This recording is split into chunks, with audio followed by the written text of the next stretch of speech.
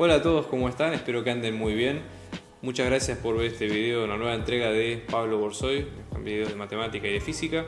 Antes que nada les queríamos dar gracias por el apoyo que estamos recibiendo al canal, estamos creciendo mucho y eso nos permite hacer más videos y llegar a más gente. Por eso les pedimos que se suscriban a nuestro canal y que le den like a los videos si ustedes creen que realmente les ayuda a todo lo que es la preparación de materias y demás. Abajo van a tener nuestros datos de contacto si quieren. Estamos organizando clases grupales e individuales a distancia y presenciales. Así que si quieren más detalles tienen nuestro contacto a continuación. Vamos a empezar con el video de hoy.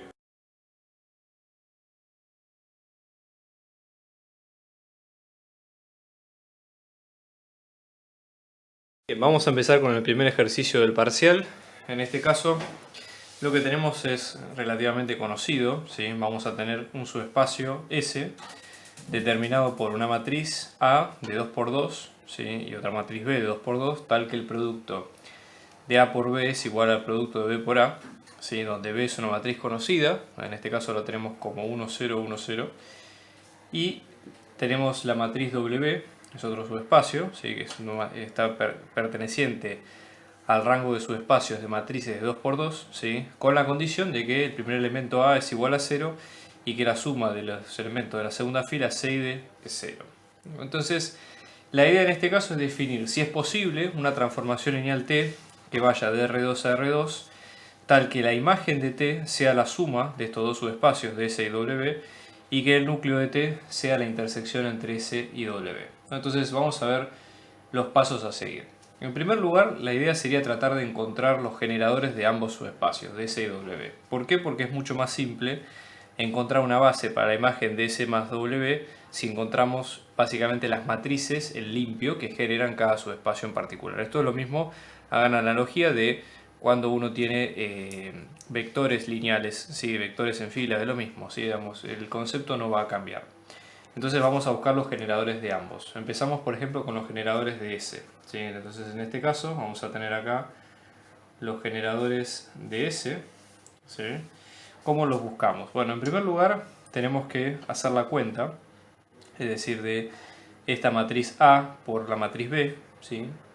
En este sentido, y tratar de multiplicar cada uno de los datos. En este caso A, si es una matriz genérica de 2 por 2, podemos llamarla en este caso de la misma forma que W, A, B, C, D, ¿sí?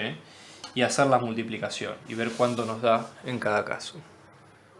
Entonces en este sentido, ¿sí? Vamos a hacer la multiplicación, ¿sí? De A por B. Entonces vamos a venir acá, A por B. En este caso esto nos va a quedar como AB, CD, todo esto por, en este caso, 1, 0, 1, 0, ¿sí? Y esto nos va a quedar igual a B por A, que vamos a tener en este caso 1, 0, 1, 0, por A, B, C, D. ¿De acuerdo? Entonces, en este sentido, si haciendo la multiplicación, vamos a tener A más B, 0 más 0, C más D, ¿sí? Entonces en este caso tenemos A más B, C más D, y luego tenemos 0 y 0, y de este lado vamos a tener algo similar, fíjense, vamos a tener A, C, 0, B, 0, A, 0, B, 0. Entonces la igualdad nos va a quedar de esta forma, ¿no? A, B, A, B. ¿De acuerdo? En limpio podemos sacar varias conclusiones de esto, ¿no? Vamos a ir viéndolo a continuación. Fíjense, en primer lugar, nosotros vamos a tener B, en este sentido, nos va a quedar igual a 0. Luego vamos a tener A es igual a A, lo cual no dice nada, pero bueno, básicamente es una pista. No hay mucho que sacar de ahí. Y luego tenemos C más D es igual a A. Por lo tanto, la matriz A en limpio va a pasar a ser A más 0, 0, en este caso C y A menos 0. Con lo cual, como solamente depende de dos letras, podemos pensar que va a estar generada por A. En este caso tenemos 1, 0, 0, 1, más C, y en este caso tenemos 0, 0, 1, menos 1. ¿De acuerdo? Entonces, los generadores van a estar dados por estas dos matrices. ¿Okay? 1, 0, 0, 1 y luego tenemos 0, 0, 1, menos 1. ¿De acuerdo?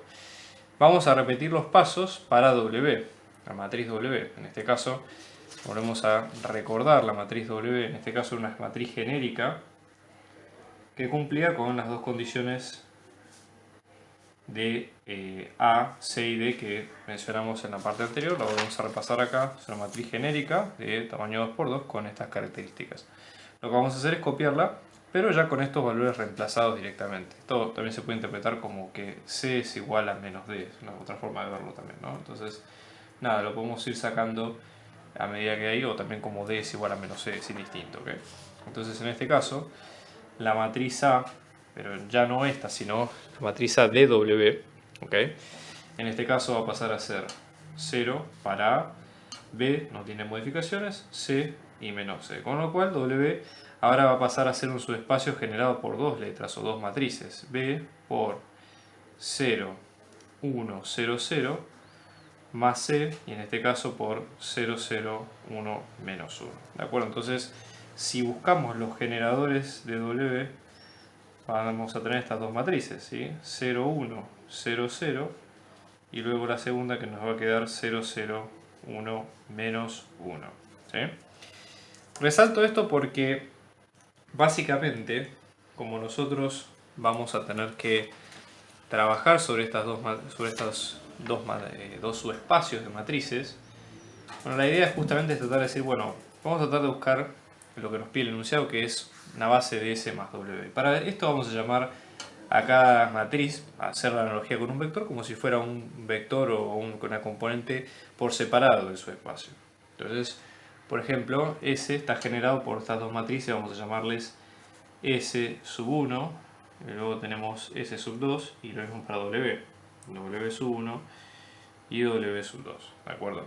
Entonces, para ver en este caso qué es lo que se debería hacer, por ejemplo, vamos a tratar de escribirlo aparte, ¿no? Vamos a empezar a buscar, por ejemplo, S más W, ¿no? En este caso tendremos que buscar los generadores. Y la idea justamente de S más W es pensar en un subespacio, ¿sí? Que sea o tome la conjunción de todos los generadores de S y los generadores de W, ¿de acuerdo? Entonces, por ejemplo, podríamos pensar que S más W en un primer momento está generado por las tres matrices, la matriz S1 y S2 correspondientes a S, y después W1 y W2 correspondientes a W. El tema con esto es que no estamos seguros si son todas linealmente independientes, y por lo tanto sería un poco arriesgado hacerlo de esta forma al principio. Con lo cual, lo que conviene hacer es triangular las matrices como siempre. ¿Cómo se triangulan las matrices? Es muy simple. Lo que hay que hacer es poner, primero, por ejemplo, vamos a hacer las matrices S1 y S2, vamos a ponerlas en fila, ¿no? Ponemos las matrices, ¿sí? En fila, es decir, pongo primera fila de la primera matriz, yo tengo cuatro matrices, ¿no? En este caso S1, S2, W1 y W2. Entonces, por ejemplo, de la primera matriz lo que hago es poner la primera fila, 1, 0, y después la segunda fila, 0, 1 en orden. Entonces acá ya sé que tengo S1. Si se repite lo mismo con S2, tengo 0, 0, 1 menos 1 para S2, repito lo mismo ahora para W1, en este caso tengo 0, 1, 0, 0, y luego repito lo mismo pero para W2, tengo en este caso 0, 0, 1 menos 1. Y ustedes pueden hacer la triangulación, ¿sí? Sin problema, y chequear que efectivamente cuáles son las matrices linealmente independientes o no que tiene este sistema. Lo bueno que en este caso en particular, y subrayo que solamente es este caso puntual por cómo está hecho el ejercicio, ya vemos que, por ejemplo, W2 es combinación lineal o está incluida dentro de S, y que W1 es independiente porque si nosotros cambiamos de lugar estas dos matrices, estas dos filas quedan perfectamente trianguladas y linealmente independientes, con lo cual no hay problema. Entonces, la intersección de S y W ocurre acá, ¿sí? En un generador que es común a los dos. Por lo tanto, los tres generadores linealmente independientes son estos tres, S1, S2 y W1.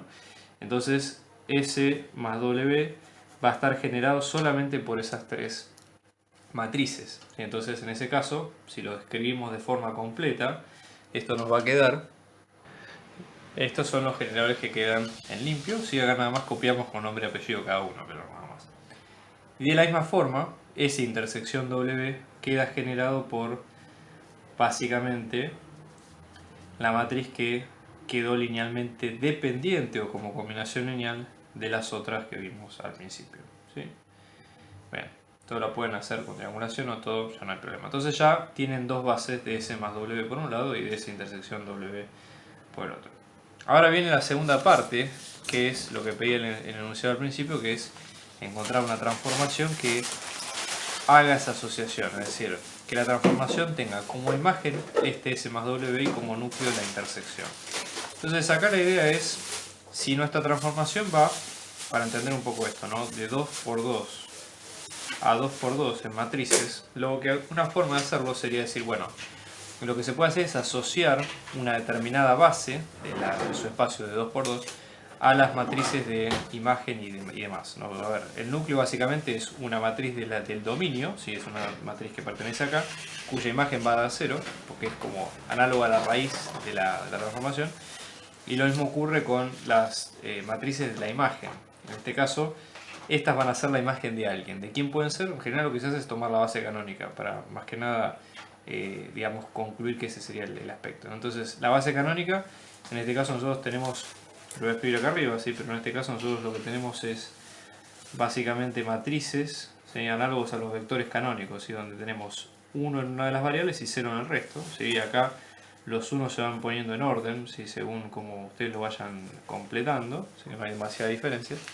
Entonces en este caso, por ejemplo, lo que se puede hacer es a estos primeros tres vectores, ¿sí? De la base canónica, asociarlos con los tres vectores de la que sería la imagen. Recuerden que este subespacio va a ser la imagen de la transformación y que este va a ser del núcleo.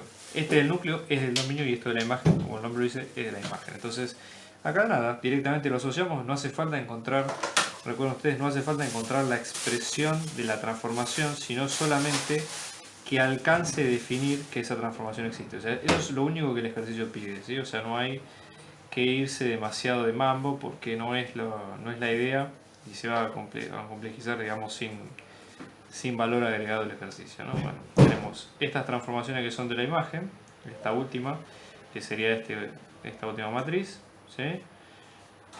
Con la tercera. Y finalmente, asociando la matriz del núcleo, entonces está transformada de 0, 0, 1, menos 1, como resultado nos va a dar la matriz nula en la imagen, ¿sí? Y esa sería la resolución del problema.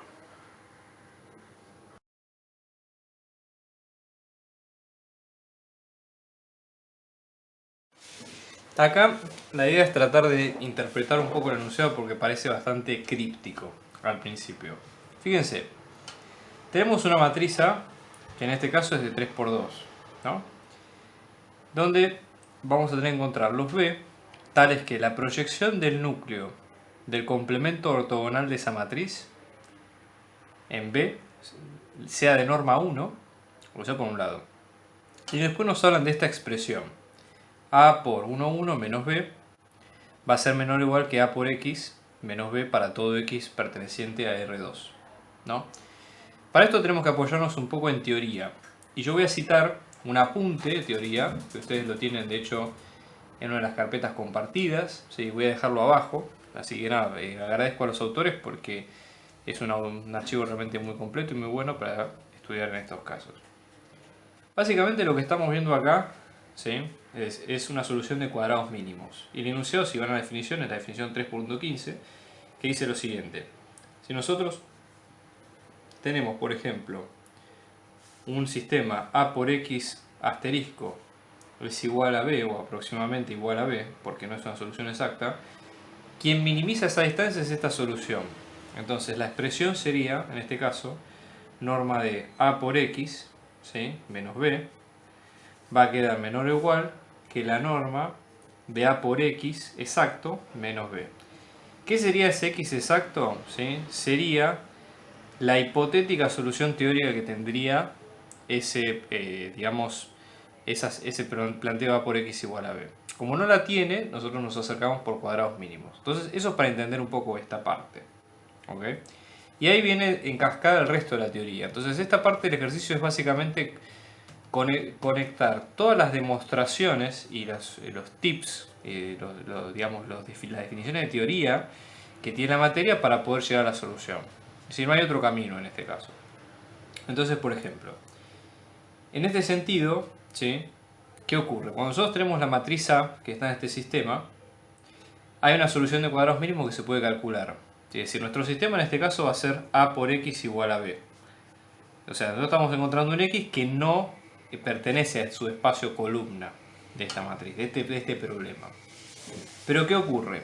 Esa solución, que es el X asterisco, ¿sí? Que sería, en este caso, el abreviado solución de cuadrados mínimos, tiene que cumplir un requisito, ¿sí? Entonces, la matriz A por esa solución de cuadrados mínimos es igual a la proyección de ¿quién? Del vector B sobre el subespacio columna de A. ¿Sí? Entonces, esto ya les digo, viene de teoría. Si lo van a la definición, es la definición 3.15, 3.16 también, que va al enunciado. Y que tiene una demostración y todo. Pero ya nos da una pista porque sabemos a dónde tenemos que buscar. ¿Entienden? Entonces, ¿qué es lo que dice el enunciado?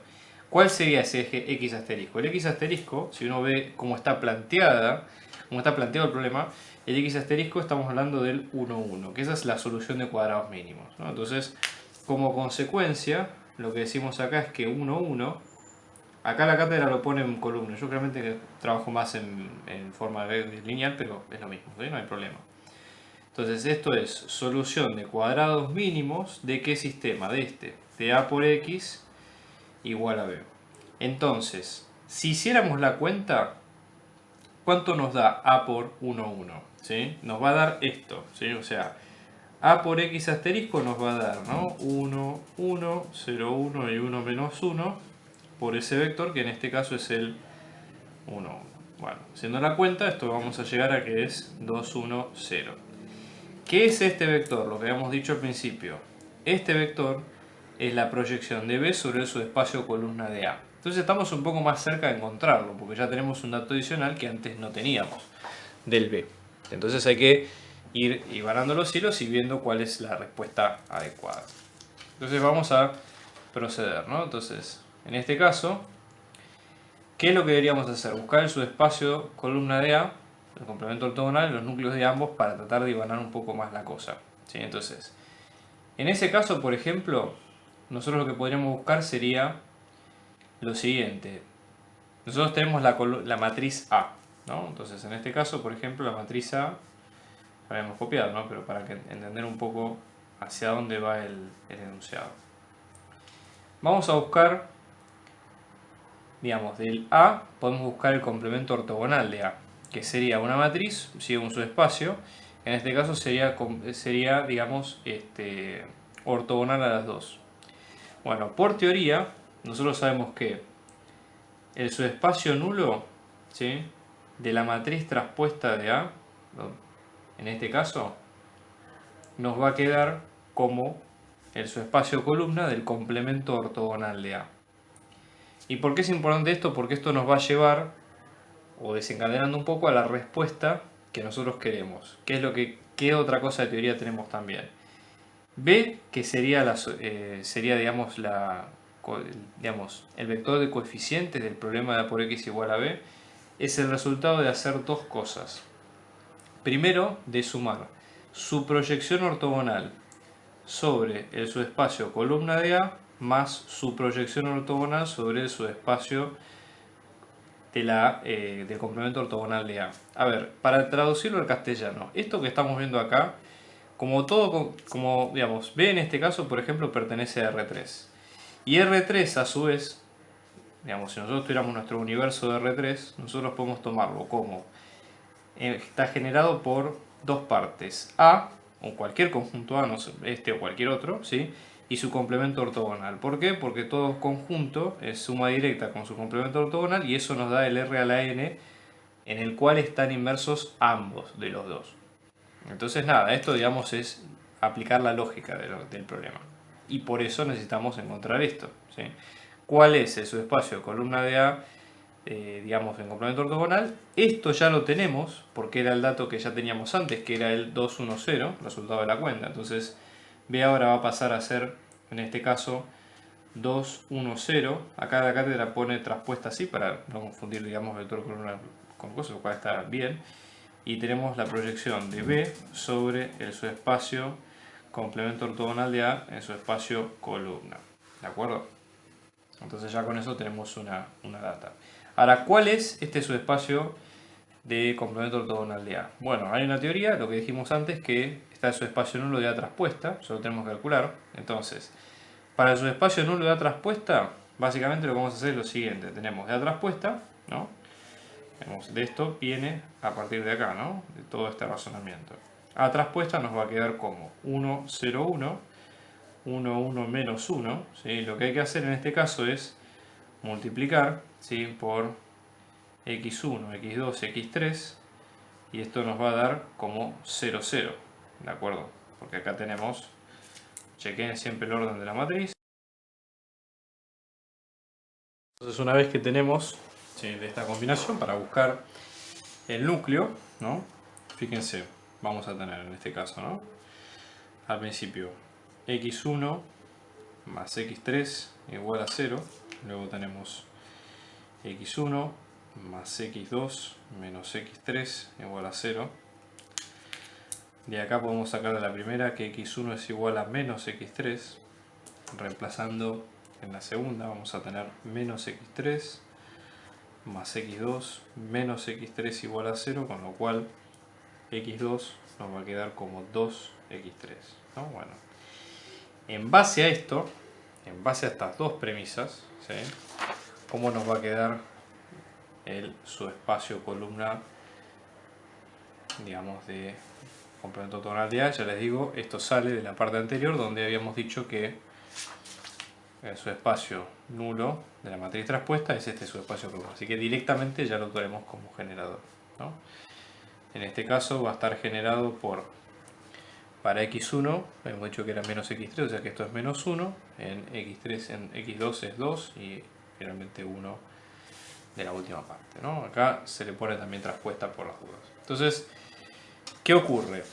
Nuestro B original, que era este, ¿sí?, va a estar generado por un vector que pertenece a este subespacio. Ahora, estamos hablando de un subespacio que tiene dimensión 1, porque estamos hablando solamente de un vector generador. Entonces, eso nos obliga a nosotros a que la combinación lineal va a ser unívoca, digamos, de alguna forma. Entonces vamos a tener en este caso que B va a ser el vector que habíamos dicho al principio, el 2, 1, 0, traspuesto, más la combinación lineal de esto, que como es un solo vector, ponemos un solo escalar alfa, y acá tenemos menos 1, 2, 1, traspuesta, ¿no? También. Entonces, ahora lo que hay que hacer es forzar a la condición donde, ¿qué era lo que nos habían pedido en el enunciado? La proyección. Fíjense esta condición, ¿no? Esta ya la cumplimos, la segunda la cumplimos, ahora fíjense la primera. La proyección del subespacio núcleo de A traspuesta en B nos va a dar 1, o sea, estamos hablando de este mismo vector, que es lo que hemos dicho al principio. Esto es el subespacio columna de A traspuesta, ¿sí? Entonces, es este vector de todos. Entonces, lo que hay que hacer es forzar o buscar la condición de que este vector tenga norma 1. Entonces, si esto va a tener norma igual a 1, ¿cómo se calcula la norma? Bueno, aplicando el teorema de Pitágoras. Entonces tenemos alfa por menos 1, 2, 1 en norma, nos da que es igual a 1, ¿sí? Entonces va a ser esto al cuadrado, la norma de esto es 6, ¿sí?, en este caso, norma al cuadrado, entonces vamos a tener alfa, módulo al cuadrado por 6 igual a 1, con lo cual alfa puede ser más o menos 1 sobre raíz de 6.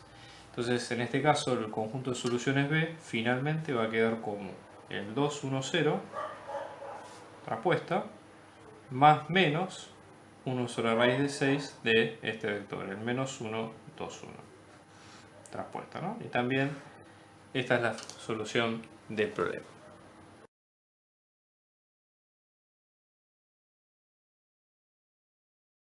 El tercer ejercicio, donde en este caso tenemos que encontrar una transformación lineal que vaya del subespacio de polinomios de grado 1 al subespacio de polinomios de grado 1 con la transformación siguiente, ¿no? En función de 1 más 6 por x por la derivada, el polinomio derivado de grado 1, menos 6 por el polinomio. Es muy simple. Primero lo que tenemos que hacer es encontrar las bases del núcleo y de la imagen. Entonces, como primera condición, recomendación, tratemos de ver cuál es nuestro protagonista. Estamos hablando de un polinomio P que pertenece a los polinomios de grado 1, por lo tanto su estructura va a ser la de una función lineal. En función de ese término x, acá x o t, digamos, generalmente la cátedra usa t, pero bueno, nosotros vamos a usar x porque así lo pide el ejercicio, ¿no? Entonces esto va a ser lineal, va a ser a por x más b, una constante, ¿no? Pendiente, constante, no hay problema.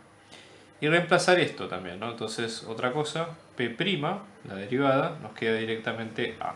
Entonces lo reemplazamos en la estructura, digamos, en t en función de p, para ver cómo nos queda, digamos, en limpio la cuenta, ¿no? Entonces vamos a tener que t en función de p, esto nos va a quedar como 1 más 6x, el p', que en este caso es a, menos 6 por a por x más b, ¿no? Que sería esta parte que vemos acá.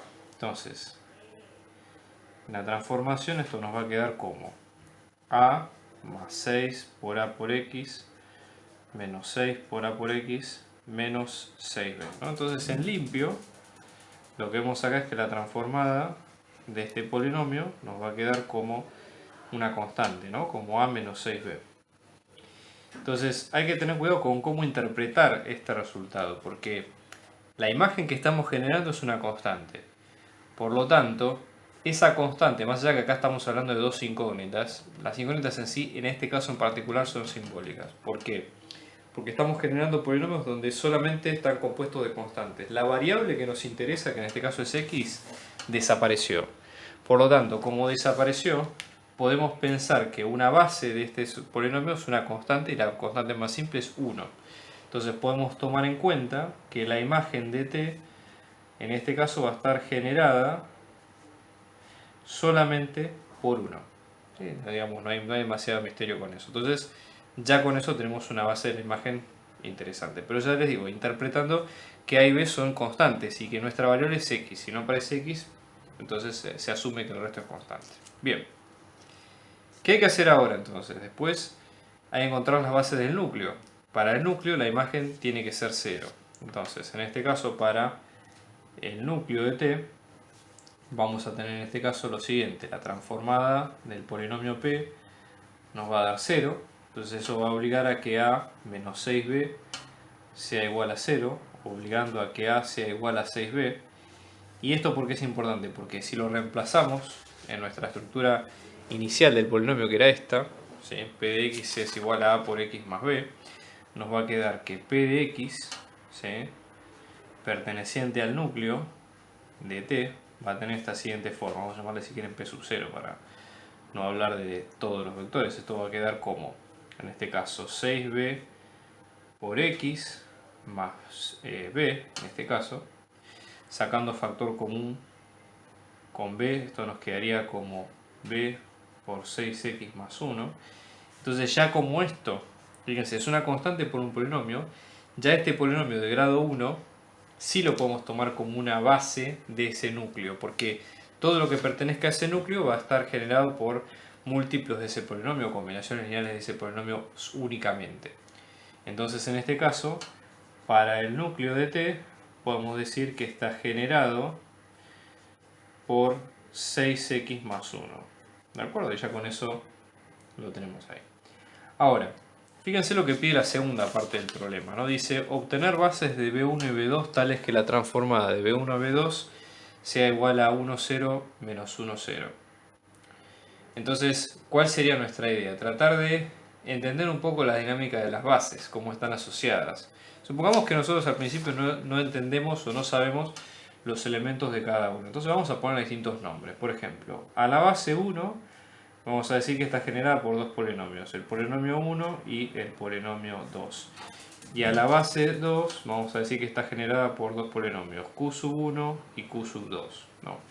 Entonces, cuando aplicamos la transformada, la imagen es lo que nos tiene que quedar en cada caso, supongamos, ¿no? Entonces, en este caso, si estamos pensando en la transformada de cada uno, ¿sí?, ¿qué es lo que tenemos que pensar también? Esta matriz de transformada, esto para que ustedes interpreten el resultado. ¿Qué es? Cada vector, acá estamos hablando de ir de la base de B1 a la base de B2. Entonces, cada vector columna, ¿qué es? Las coordenadas de los vectores de la base de origen en la base de llegada. Entonces, ¿qué es lo que estamos diciendo? Por ejemplo, acá que multipliquemos para el vector, esto sería la transformación de P sub 1, que sería la primera imagen. Vamos a ponerlo un poco más grande, ¿no? Como para que se entienda la idea. O sea, nosotros tenemos la matriz de transformadas de B1 a B2, nos había quedado como 1, menos 1, 0, 0, ¿de acuerdo? Bueno, entonces, este vector columna va a ser la transformada del primero, ¿sí? O sea, de la transformada del P sub 1 en base de B sub 2, ¿sí? Es este vector. Y este otro, ¿qué va a ser? La transformada del P sub 2 en base B sub 2, ¿de acuerdo? Entonces, ya con eso tenemos una asociación. Tenemos T de P1, ¿sí? En función de estos dos nos queda 1 por Q1, ¿sí? Más menos 1 por Q2. Ya la tenemos bien definida ahí. Y lo mismo de este lado, la transformada de P sub 2 nos va a quedar 0 por Q1 más 0 por Q2, que en este caso nos va a quedar 0. ¿De acuerdo? Entonces, ¿qué conclusiones sacamos de acá? Primero, esto ya sabemos que pertenece al núcleo de la transformación, ¿sí? Entonces ahí podemos proponer a una relación entre las dos. Por ejemplo, podemos decir alguna, ¿sí? Decir, bueno, el núcleo, ¿sí? Nosotros hemos dicho que su base era esta, 6x más 1. Entonces, P sub 2 podemos proponer, ¿sí? Vamos a decir 5 por esto, 2 por esto, lo que ustedes quieran, o directamente el polinomio, ¿sí? Entonces decimos P2 que sea 6x más 1. Ya ahí tenemos la garantía de que pertenece al núcleo. Y después P sub 1, como es Q sub 1 menos Q sub 2, es cualquier elemento de la imagen. Porque la imagen, la generación de imágenes que habíamos hecho al principio, fíjense, estaba generada por 1, esto puede ser una constante. Es decir, para que sea una constante, ambos polinomios tienen que diferir en una constante, o sea, tienen que tener sus combinaciones con x iguales. Entonces, en este caso, podemos proponer a P1 que sea igual a 1. ¿Sí? Estas son proposiciones, ¿no? Como para ir resolviendo el problema. Entonces, en definitiva, ¿sí? Hasta ahora tenemos que P2 nos va a quedar como 6x más 1, ¿de acuerdo? Y P1 en este caso nos queda como 1. ¿Qué otra cosa sabemos? Que la transformada de 1 en este caso nos va a quedar menos 6.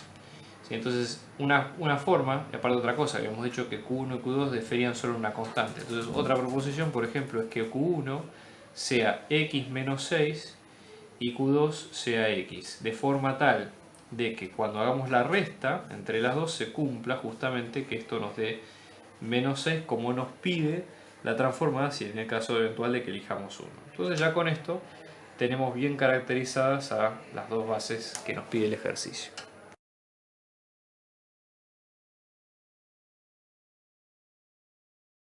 ¿Qué ocurre, por ejemplo, en el caso 4, ¿no? Bueno, acá la idea es así. Nosotros tenemos un producto interno definido en R3, ¿sí?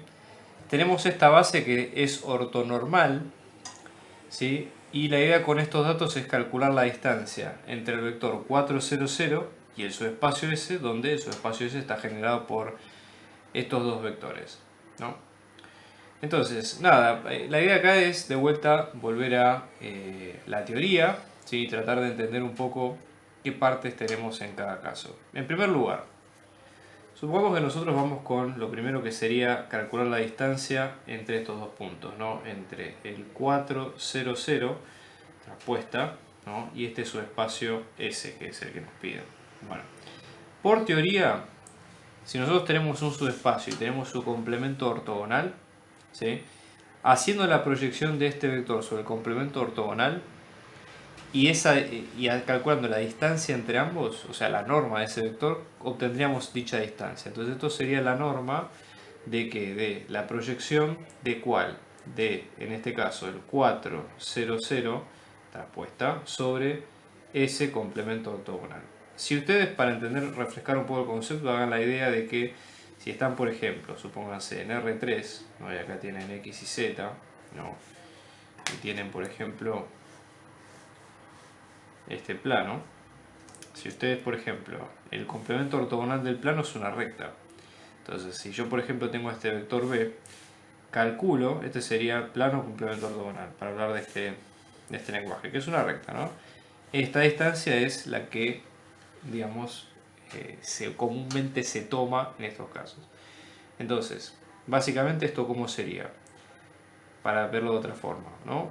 Entonces también podemos pensarlo como la norma de 4, 0, 0, traspuesta, menos la proyección de ese mismo 4, 0, 0, pero ahora sobre el subespacio normal. O sea, ambas son equivalentes, o sea, no hay demasiada vuelta que darle. Entonces una forma sería, la forma más práctica sería usarlo con la segunda técnica, ¿no? Entonces para eso debemos buscar los generadores de complemento ortogonal de S, ¿no? Entonces buscar los generadores de S complemento ortogonal. En este caso, si S está generado por dos vectores y S es R3, la idea de la lógica dice que por el teorema de dimensión y demás, S complemento ortogonal está generado solo por un vector. Entonces, ese complemento ortogonal va a estar generado, en este caso, por un vector B. ¿Sí? ¿Qué va a ocurrir? B en producto interno va a ser ortogonal a los dos. Entonces, en este caso vamos a tener B en producto interno con 2, 2, 1. Nos va a quedar igual a 0. Y luego B en producto interno con 0, 0, 1. Es el otro que estamos ahí. Esto también nos va a quedar 0. Acá anoto otra respuesta porque de vuelta es la nomenclatura de la cátedra. Bien, entonces ahora la idea sería, en base a esto, también buscar las coordenadas de los generadores de S en términos de B. ¿Por qué nos conviene hacer esto? Bueno, primero porque la respuesta nos conviene darlas en la base B. La base B es ortonormal, con lo cual tiene ciertas ventajas. Por empezar, para que, digamos, si vamos a la definición, digamos, de la teoría, lo que nosotros tenemos es que los vectores de la base son ortogonales entre sí, definido el producto interno, ¿ok? Definido el producto interno, y de norma 1. Entonces nada, buenísimo porque nos va a servir para muchas cosas más adelante. Entonces, hasta ahora lo que vemos es que la base B tiene tres vectores. En este caso, para ponerles algún nombre, vamos a ponerle al primero, este sería B sub 1, después tenemos el segundo que es B sub 2 y el tercero que es B sub 3. Entonces, todo vector que pertenezca a esa base, supongamos que yo tengo un B que pertenezca a B, que en realidad es cualquier vector de R3, en este caso no hay problema, va a ser una combinación lineal de estos tres. A esa combinación lineal podemos llamarla con alfa, beta y gamma, como ustedes prefieran, ¿no? Entonces, alfa por B1 más beta por B2 más gamma por B3. Eso sería la expresión de default de cualquier vector que pertenezca a ese subespacio. Entonces, eso por un lado. Entonces a estos vectores de la base S, si los expresamos en términos de la base B, ¿cómo nos van a quedar? O sea, ¿qué combinación lineal tenemos que hacer? Hay que hacer algunas cuentas. Por empezar, tenemos que fijarnos, despejar cuáles son los alfa, beta y gamma de cada uno de estos y chequearlo. Yo voy a directamente poner resultado para ahorrar un poco de tiempo, ¿sí? Pero básicamente los invito a que lo hagan. En este caso tenemos el 2, 2, 1, que sería el primero. En traspuesta nos va a quedar como B1 más B2, ¿sí? O sea, en combinación directamente suman estos dos y obtienen el 2, 2, 1. Y si ustedes hacen o quieren buscar el 0, 0, 1 en traspuesta, nos va a quedar como B1 menos B2, ¿sí? Entonces ahí los tienen en términos, digamos, de las coordenadas que piden. Esto, si ustedes lo pasan a coordenadas en base B, les puede quedar, por ejemplo, el 1, 1, 0, que sería en base B.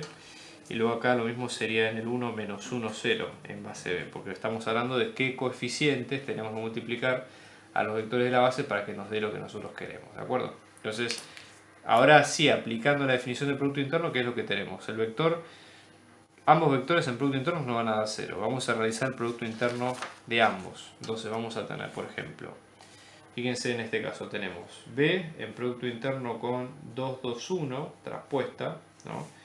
Esto nos va a quedar 0, sí, solo sí. Y ahora tenemos B, habíamos dicho que era un vector cualquiera, con lo cual la multiplicación tiene que estar hecha como lo pide el ejercicio. En este caso tenemos alfa por B1, más beta por B2, más gamma por B3. Todo esto en producto interno con este 2, 2, 1, que en coordenadas habíamos dicho que era, en este caso, B1 más B2. Bueno, yo voy a desarrollar el producto como para que ustedes vean cómo queda la cuenta, ¿no? En este caso, esto nos quedaría. Sí, acá tenemos que hacer distributiva, ¿no? Todo este término primero con B1 y luego con B3, con B2 y ver cuánto nos va quedando, ¿no? Entonces tenemos alfa por B1 más alfa por B1 por B2 más beta por B2 por B1 más beta por B2 B2, perdón, más gamma por B3 por B1 más gamma por B3 por B2. Bueno, y esto dijimos que era igual a 0. por el hecho del producto interno de A0. ¿Qué ocurre? Como la base es ortonormal y tenemos tres vectores, ¿qué es lo que estamos diciendo? Que B1, la norma de los tres vectores es igual en todos los casos y nos da 1. Eso por empezar. Y después, que son todos ortogonales entre sí. Entonces, ¿esto qué ocurre?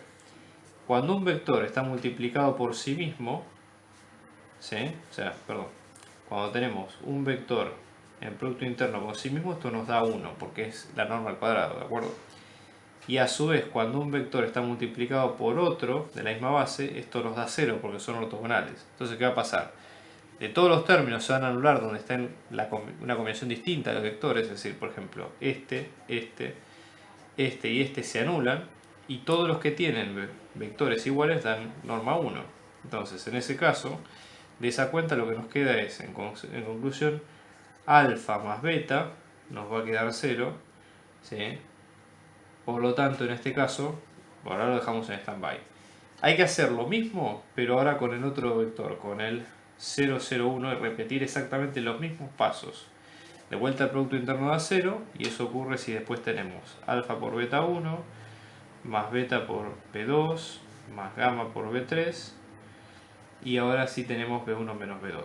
Bueno, si ustedes hacen todos estos pasos de vuelta, van a llegar, ¿no?, a alfa menos beta igual a 0, ¿sí? Siguiendo esta misma lógica, porque ya les digo, todo esto es válido también. Y de acá, si ustedes suman las dos ecuaciones, van a llegar, por ejemplo, a que 2 alfa es igual a 0, con lo cual alfa es igual a 0, y también beta es igual a 0. ¿Y eso a qué nos lleva? Que si alfa y beta son iguales a 0, ¿sí?, si nosotros volvemos sobre nuestros pasos, los únicos, porque nosotros que habíamos dicho que cualquier vector iba a ser de esta forma: alfa por B1 más beta por B2 más gamma por B3, ¿sí? Es cierto. ¿Qué ocurre? Como estos dos son iguales a 0, todo B que cumpla esta condición va a estar generado solamente por B3. Entonces, ese complemento ortogonal, ¿sí?, en este sentido, va a estar generado solamente por B3. Entonces acá lo podemos decir como generado solamente por B3. Entonces, ¿qué ocurre?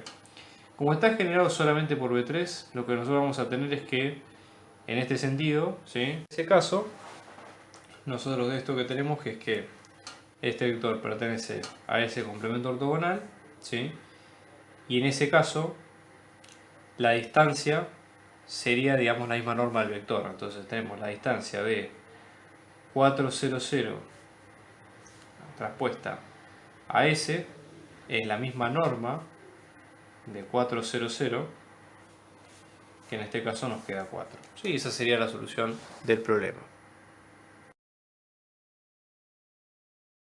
El punto del parcial es encontrar una matriz A de 3×3 que cumpla con las siguientes condiciones. Tenemos que encontrar tres partes. En primer lugar, que el subespacio nulo de A menos I esté generado por el 1, 2, 1. Bueno, y después las otras dos. La idea acá es tratar de ir armándolo de a poco, ¿sí?, tratar de mechar como siempre un poco con la teoría y ver qué es lo que ocurre, ¿no? Entonces, fíjense la primera condición, donde nosotros en este caso hablamos de que el subespacio nulo de esta resta de matrices está generado por el 1, 2, 1. Es decir, que si no hacemos A menos la matriz identidad, todo esto por el 1, 2, 1, a lo que llegamos es al subespacio nulo, que en este caso es el 0, 0, 0. ¿Okay? Entonces, si hacemos distributiva de matrices, esto nos va a quedar como A por el 1, 2, 1, menos la matriz identidad por el 1, 2, 1.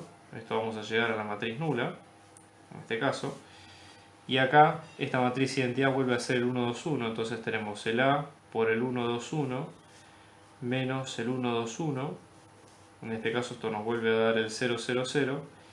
Y esto pasa a ser que A por el 1, 2, 1 nos va a quedar como 1, 2, 1 directamente. ¿De acuerdo? Eso sería el tema. Entonces, ya que es lo que tenemos acá, tenemos generadores de un subespacio S1, ¿sí?, que vamos a usarlo más adelante cuando terminemos de, digamos, de unir las partes del ejercicio.